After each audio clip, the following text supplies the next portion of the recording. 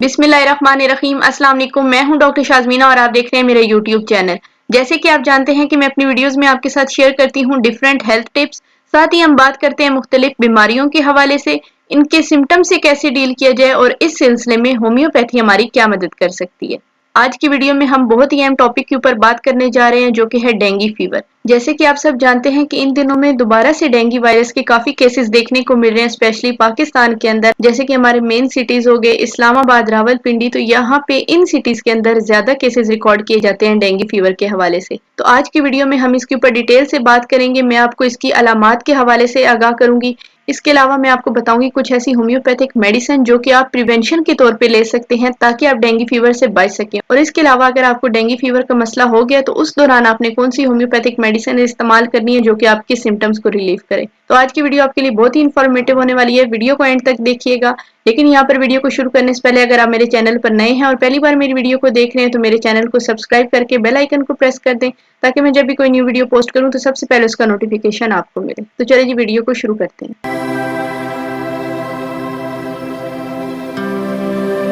सबसे पहले dengue fever की बात करें तो ये जो डेंगू फीवर है ये मच्छर से होने वाला वायरल इन्फेक्शन होता है ये वायरल इन्फेक्शन ही है, लेकिन ये इसका जो सोर्स होता है वो मच्छर होता है। यानी कि आपको अगर इन्फेक्टेड मच्छर काटता है जिसके अंदर एडिस नाम का वायरस मौजूद है तो उसकी वजह से आपको ये डेंगू फीवर हो जाता है। इसकी मिसाल मैं आपको इस तरह से दूंगी, अगर एक शख्स को डेंगू फीवर है और उसको मच्छर काटता है तो वो मच्छर जो है वो एडिस नाम के वायरस उसमें भी ट्रांसफर हो जाएगा, वो मच्छर भी इन्फेक्टेड हो जाएगा। अब जब वो मच्छर जाके हेल्दी पर्सन को काटेगा तो वो एडिस नाम का जो वायरस है वो उसके अंदर ट्रांसफर कर देगा, जिसकी वजह से वो हेल्दी पर्सन जो है वो भी डेंगू फीवर से इन्फेक्टेड हो जाएगा। तो इस तरह से ये चेन चलती रहती है और डेंगू फीवर फैलता रहता है। अब बात कर लेते हैं इसके सिम्टम्स के हवाले से कि अगर आपको डेंगू फीवर का मसला है तो आपको क्या अलामत देखने को मिलेंगी। तो सबसे पहले इसकी जो अलामत होती है वो होता है हाई ग्रेड फीवर, यानी कि डेंगू के मरीज को बहुत ही ज्यादा तेज बुखार होता है जो कि 104 डिग्री से शुरू होता है और इससे अबव जा सकता है। इसके अलावा इसमें जो सेकंड सिम्टम देखने को मिलता है बॉडी पेन, यानी कि पूरे जिस्म में शदीद किस्म का दर्द रहता है पेशेंट के। जॉइंट पेन बहुत शदीद होता है, सारे जिस्म की हड्डियां दुखती हैं, हड्डियों में बहुत शदीद दर्द होता है, मसल पेन बहुत ज्यादा होता है। इसके अलावा सर में बहुत ज्यादा दर्द होता है। साथ ही साथ पेशेंट को नोजिया और वॉमिटिंग भी रहती है। वॉमिटिंग इतनी ज्यादा रहती है पेशेंट को कि जिसकी वजह से उसको डिहाइड्रेशन हो जाती है। इसके अलावा आंखों के पीछे दर्द देखने को मिलता है, ग्लैंड जो है उनकी स्वेलिंग हो जाती है, रैशेज आपको देखने को मिलते हैं, स्किन पे जगह जगह आपको रैशेज देखने को मिलेंगे।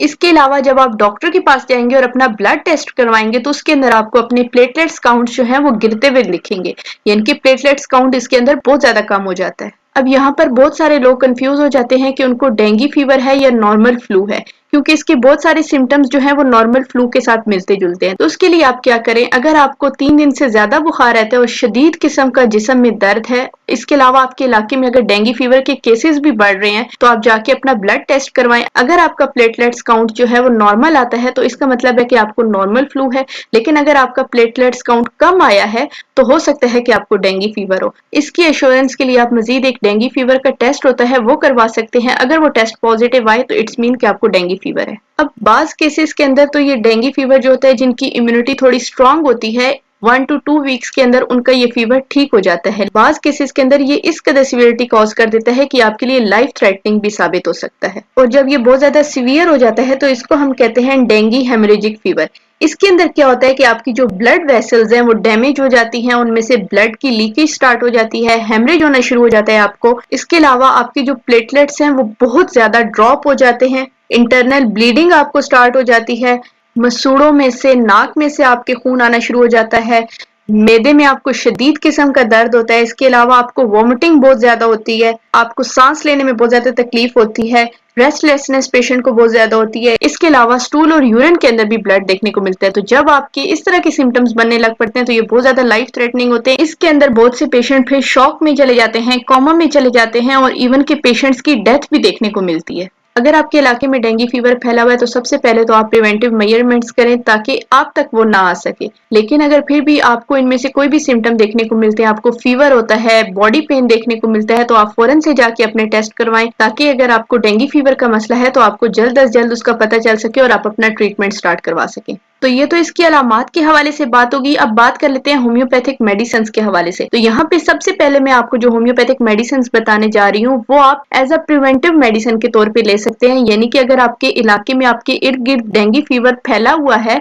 तो आप इस मेडिसिन को एज अ प्रिवेंटिव मेडिसिन ले सकते हैं और अपने आप को डेंगू फीवर से जो है वो प्रिवेंट कर सकते हैं। होम्योपैथी में प्रिवेंटिव मेडिसिन के तौर पे यूपिटोरियम परफोलिएटम बहुत ही अच्छी मेडिसिन है। ये इतनी जबरदस्त मेडिसिन है, इसको आप एज अ प्रिवेंशन इस्तेमाल कर सकते हैं। अगर आपके इलाके में आपके इर्द गिर्द डेंगू फीवर के केसेस पाए जा रहे हैं तो आप अपने बच्चों को भी दें और खुद भी लें।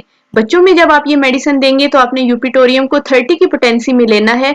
सिंगल ड्रॉप आपने बच्चों को देना है डायरेक्टली ऑन टंग, दिन में 2 मरतबा आप देंगे। और इसी तरह जब बड़े खुद लेंगे ये मेडिसिन तो 30 की पोटेंसी में ही लेनी है। सुबह शाम आपने इस्तेमाल करनी है। आपने 2 to 3 ड्रॉप्स जो है वो डायरेक्टली ऑन टंग लेने हैं। इस मेडिसिन को आप कम से कम 1 महीना इस्तेमाल करें, नहीं तो तब तक तो जरूर लें जब तक आपके इलाके के अंदर डेंगू फीवर की कंडीशन बनी हुई है। जितने टाइम पीरियड तक डेंगू फीवर फैला हुआ है आपके इलाके में उतने टाइम पीरियड तक आप इस मेडिसिन को इस्तेमाल करते रहें। इसके कोई हार्मफुल इफेक्ट्स नहीं है, इसको आप as a preventive medicine use कर सकते हैं।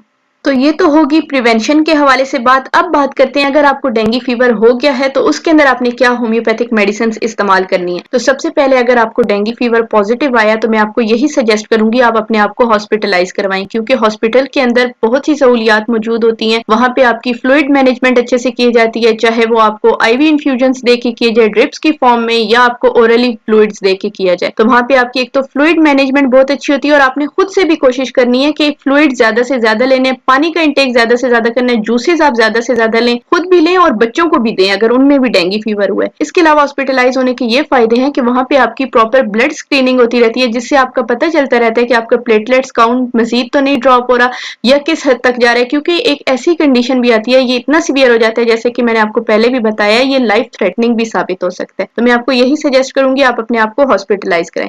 इसके अलावा अगर आपको डेंगू फीवर पॉजिटिव है तो जो मैं आपको होम्योपैथिक मेडिसिन बता रही हूँ आपने ये मेडिसिन भी साथ साथ इस्तेमाल करनी है, आपको इसके बहुत ही अच्छे रिजल्ट्स मिलेंगे।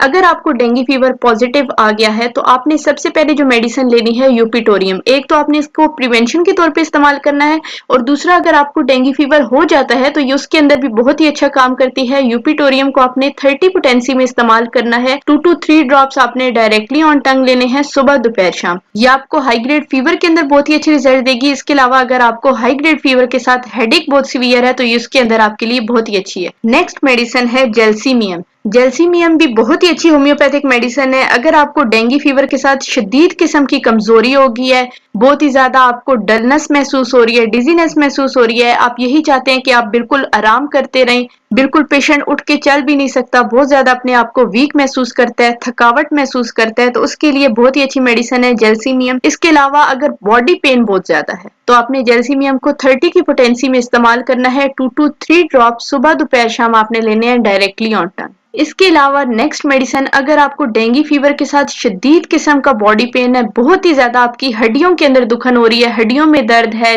जोड़ों में दर्द है, इसके अलावा आपको मसल पेन का अगर मसला है तो उसके लिए 2 बहुत ही अच्छी मेडिसिन है। सबसे पहली है रेस्टॉक्स और दूसरी है ब्रायोनिया। रेस्टॉक्स को भी आपने 30 की पोटेंसी में इस्तेमाल करना है और ब्रायोनिया को भी आपने 30 की पोटेंसी में इस्तेमाल करना है। इन दोनों मेडिसिन को आप डायरेक्टली ऑन टंग ले सकते हैं। 2 to 3 ड्रॉप्स आपने लेने हैं सुबह दोपहर शाम। इसके अलावा इन दोनों मेडिसिन के साथ आपने यूपिटोरियम को भी कंटिन्यू रखना है। यूपिटोरियम, ब्रायोनिया एंड रेस्टॉक्स, इन तीनों को आप जब कॉम्बिनेशन के अंदर ये तीनों मेडिसिन इस्तेमाल करेंगे तो आपको डेंगू फीवर के अंदर बहुत ही अच्छे रिजल्ट्स मिलेंगे। इसके साथ साथ अगर आपको डेंगू फीवर में शदीद किस्म का सर दर्द है, बहुत ही ज्यादा शदीद किस्म का सर दर्द है, ऐसे लगता है आपका सर दर्द से फट जाएगा, तो उसके लिए आप बहुत ही अच्छी मेडिसिन है बेलाडोना। बेलाडोना को आप 30 की पोटेंसी में इस्तेमाल करें सुबह दोपहर शाम। 2 to 3 ड्रॉप्स आपने डायरेक्टली ऑन टंग देने। इसके साथ साथ अगर आपको डेंगू फीवर के अंदर बहुत ज्यादा नोजिया की फीलिंग आ रही है, वॉमिटिंग बहुत ज्यादा हो रही है, तो उसके लिए बहुत ही अच्छी मेडिसिन है एपिकॉक। एपिकॉक को आपने 30 की पोटेंसी में इस्तेमाल करना है। 2 to 3 ड्रॉप्स आपने डायरेक्टली ऑन टंग लेने हैं सुबह दोपहर शाम। इसके अलावा अगर आपके इलाके में डेंगू फीवर फैला हुआ है तो उसके लिए आपने कुछ प्रिवेंटिव बातों का ध्यान रखना है। सबसे पहले अपने इर्द गिर्द पानी ना जमा होने दें, क्योंकि ये मच्छर जो है ये पानी के अंदर ही ज्यादा इसकी अफजाइश होती है, ये अपने लार्वाज वहीं पे देता है, वहीं से इन मच्छरों की फिर अफजाइश में इजाफा होता है और ये डेंगू फीवर जो है ये फैलता है। तो सबसे पहले आपने अपने इर्द गिर्द पानी नहीं इकट्ठा होने देना और आप अपने घरों में जो पानी भर के रखते हैं, जो पानी की टैंक हैं,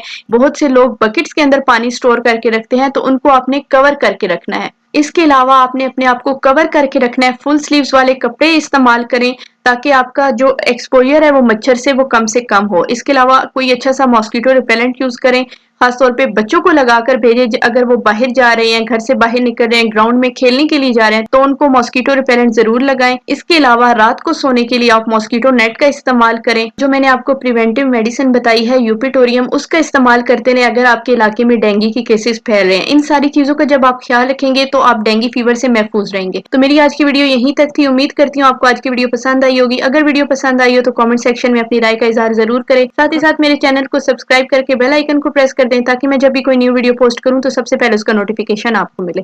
thank you for watching. Allah Hafiz.